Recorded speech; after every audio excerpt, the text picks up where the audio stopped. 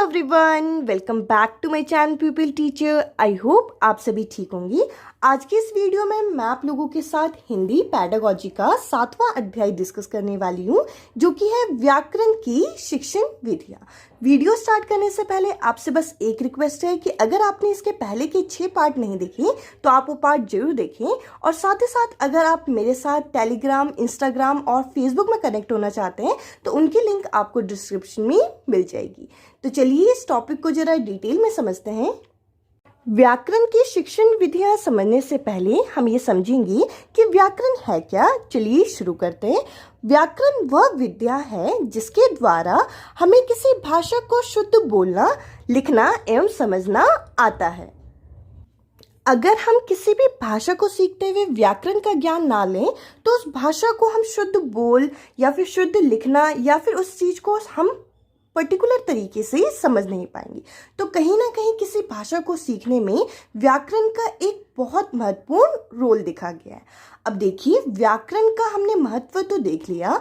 अब ये देखेंगे कि व्याकरण की कौन कौन सी शिक्षण विधियां हैं जिनकी मदद से हम व्याकरण को आसानी से समझ सकते हैं। तो चलिए शिक्षण विधियों को समझते हैं।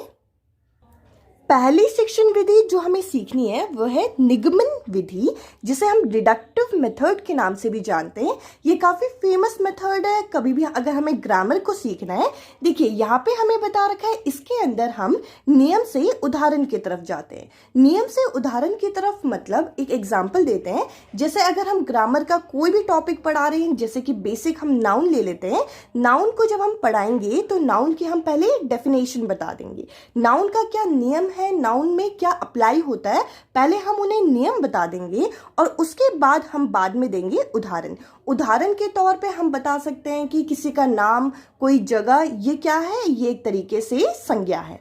तो आप यहाँ पे देख सकते हैं निगमन विधि में हम कहाँ से कहाँ जा रहे हैं, नियम से उदाहरण की तरफ जा रहे हैं।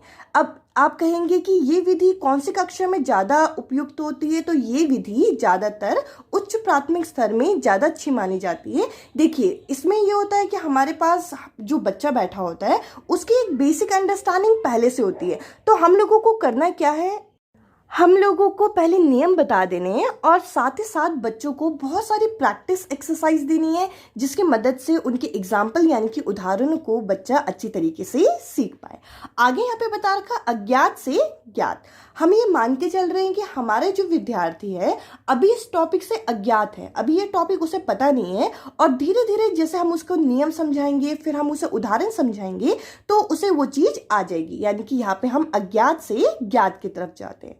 अगले पॉइंट में हमें यहाँ पे बता रखा है सामान्य से विशिष्ट। सामान्य मतलब हम पहले एक जनरल नॉलेज देंगे, जो हम रूल बता रहे हैं वो जनरल अभी कहीं पर भी अप्लाई हो सकता है, और उसके बाद उस रूल को कैसे हम अप्लाई करेंगे, उस फॉर्मूले को कैसे अप्लाई करेंगे, उस नियम को कैसे अप्लाई करेंगे, इसके लिए हम विशिष्ट तरीका उसे उदाहरण के माध्यम से बच्चे को समझाएंगे। आगे यहाँ पे बता रखा है कठिन से सरल।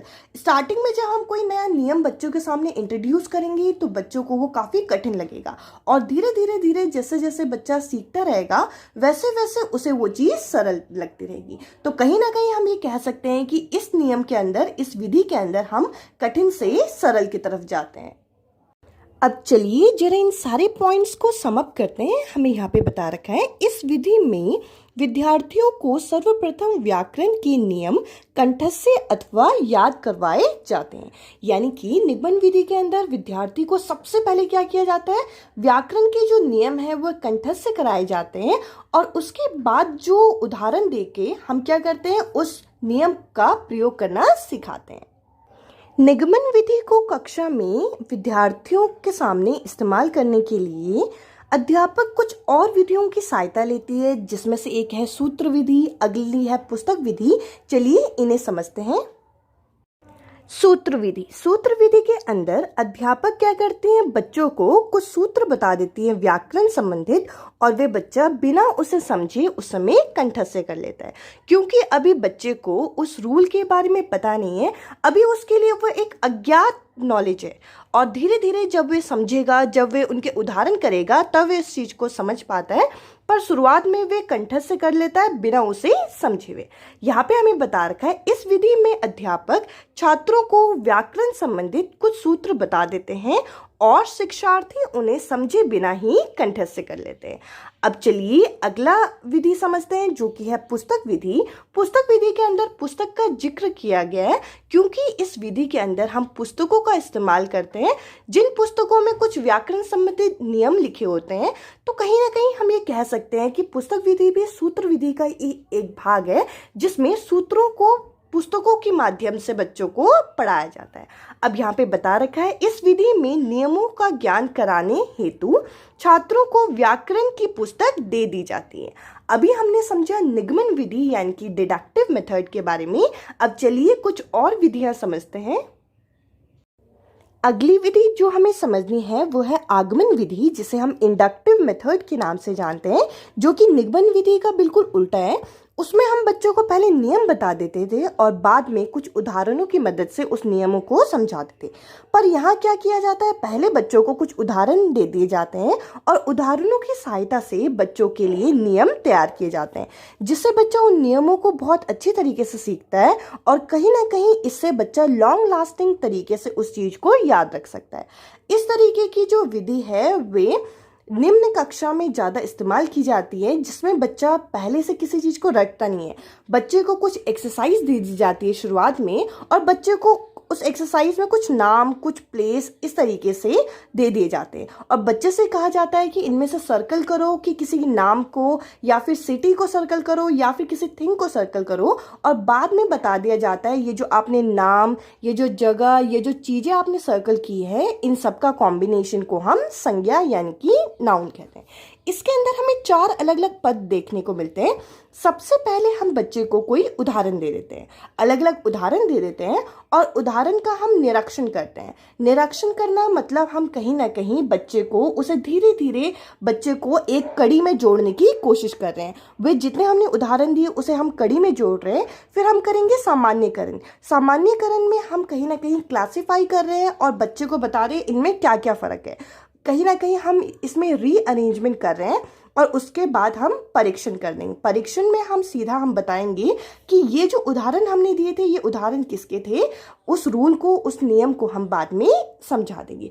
तो इन 4 पद की मदद से हम आगमन विधि को अच्छी तरीके से कक्षा में इस्तेमाल कर सकते हैं। अब चलिए अगली विधि समझते हैं, जो कि है प्रयोग विधि। प्रयोग विधि के अंदर हमें समझना क्या है, प्रयोग विधि कहीं ना कहीं प्ले वे या फिर लर्निंग बाय डूइंग मेथड से लिंक करता है, क्योंकि इसमें बच्चा कहीं ना कहीं प्रैक्टिस करके, प्रयोग करके उस उदाहरण को, उस नियम को कंठस्थ से कर रहा होता है। प्रयोग विधि में उदाहरण देकर विद्यार्थियों से व्याकरण के नियम निकलवाए जाते हैं। कहीं ना कहीं बच्चों को वहाँ पे प्रॉम्प्ट किया जाता है, बच्चों की ब्रेनस्टॉर्मिंग की जाती है, जिसकी मदद से बच्चों को कुछ उदाहरण दिए जाते हैं और उदाहरण की मदद से बच्चों से ही व्याकरण के नियम निकलवाए जाते हैं, जिससे बच्चा और बेहतरीन तरीके से उन नियमों को सीख पाता है, क्योंकि कहीं ना कहीं वे उन्हीं के थ्रू निकल रहे होते हैं। आगे यहाँ पे बता रखा है, जिसमें शिक्षण के दौरान इन सौंपनों का प्रयोग किया जाता है, जैसे कि तुलना एवं विश्लेषण या फिर प्रयोग और अभ्यास, इनका इस्तेमाल करके ज़्यादा अच्छी तरीके से उन नियमों को समझाया जाता है। अब चलिए अगली विधि की तरफ बढ़ते हैं। अगली विधि है समवाय विधि। समवाय विधि के अंदर व्याकरण की शिक्षण स्वतंत्र रूप में ना देकर जो हम कक्षा में जो हम साहित्य की रचना करा रहे होते हैं उन्हीं के साथ हम व्याकरण के नियमों को बच्चों को समझा देते हैं। कहीं ना कहीं ये जो विधि है ये उच्च कक्षाओं में इस्तेमाल की जाती है और उन्हें व्याकरण की अलग से कक्षा नहीं दी जाती, जिससे वे उन्हीं पाठ में व्याकरण को ढूंढना सीख जाते हैं। यहाँ पे हमें बता रखा है, इस विधि में व्याकरण की शिक्षा स्वतंत्र रूप से ना देकर विद्यार्थियों को साहित्य के रचना के साथ कराया जाता है।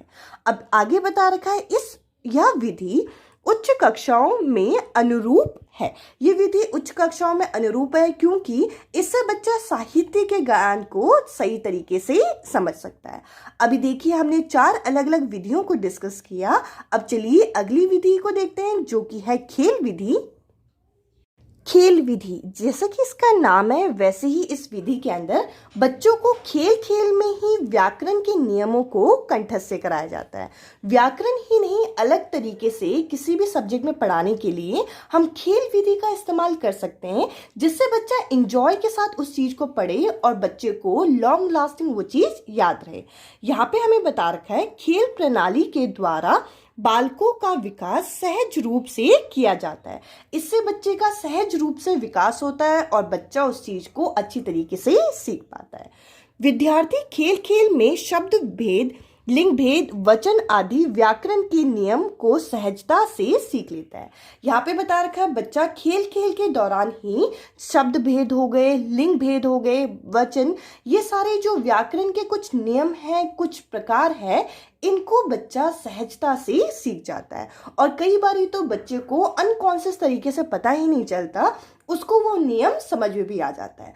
तो हम ये कह सकते हैं कि इस विधि के अंदर बच्चा कोई चीज कंठस्थ से नहीं कर रहा, इसमें सहजता के साथ बच्चे एक नियम को सीख रहे हैं, जिसमें बच्चे को मजा भी आ रहा है और बच्चा उस भाषा को बढ़िया तरीके से सीख भी पाएगा। इस वीडियो में हमने व्याकरण के शिक्षण विधियों को डिस्कस किया। आई होप आपको ये वीडियो पसंद आई होगी।